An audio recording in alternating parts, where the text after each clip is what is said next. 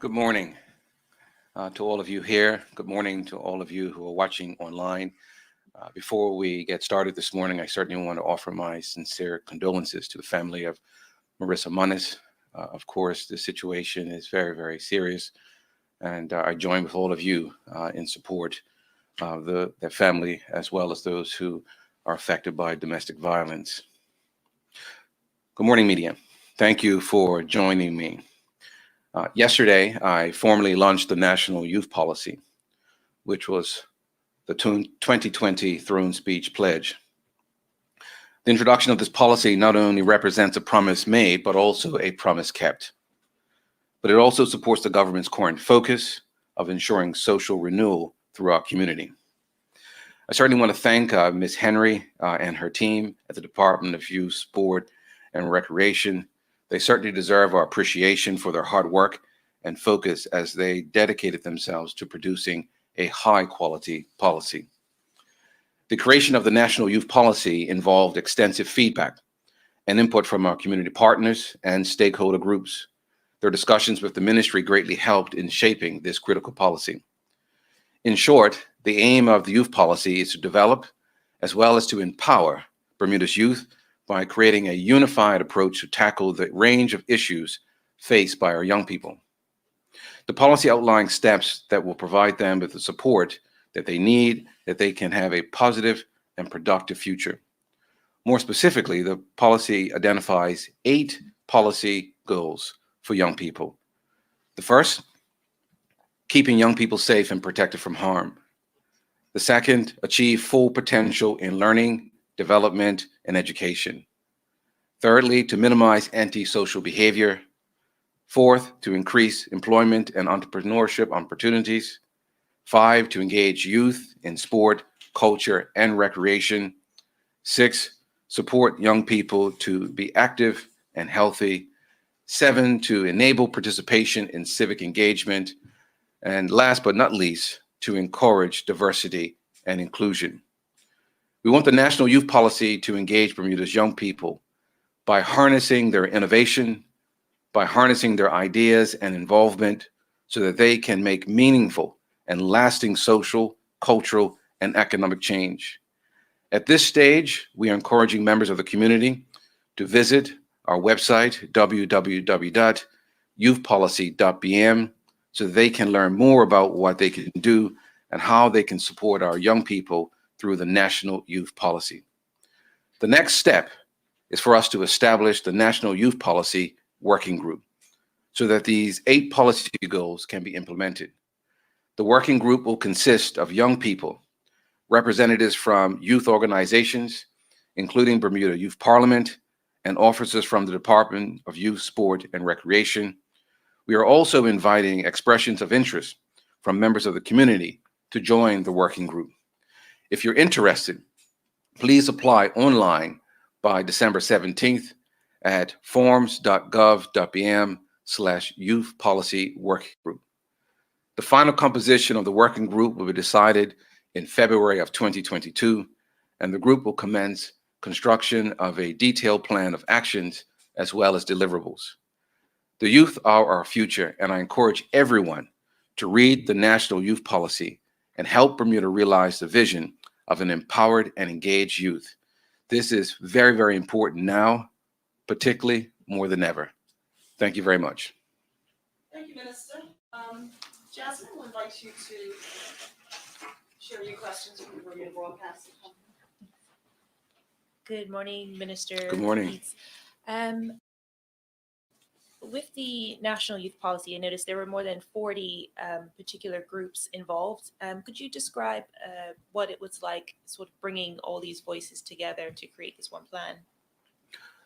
It was a mammoth task, of course, for the Department of Youth, Culture, and Sport, particularly for Nadine and her team at Youth and Rec. Large portion of the work actually started prior to my appointment.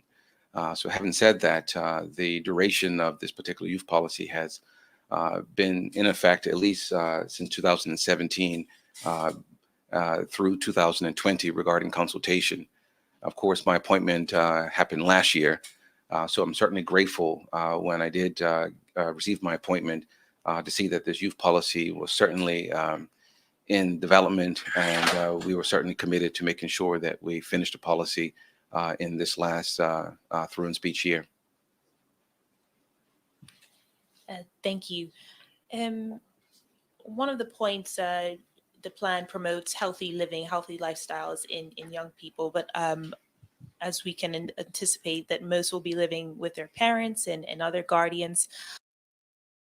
How do you see children following these policies while still being at home? Well, the youth policy, of course, is setting out some overarching policy goals, from which, of course, the working group will be working together to highlight implementing and those resources needed so that those policy goals can actually be realized. Of course, the pandemic, of course, has been a difficult situation for us all. We're certainly mindful that when we're talking about healthy lifestyles, that is physical, emotional, and spiritual as well. That's it for me. Thank you very much. Thank you. Mr. Conley, do you have any questions for? Yeah, thanks. Questions for the minister? Hi, Minister. Sean Conley here from the Royal Gazette.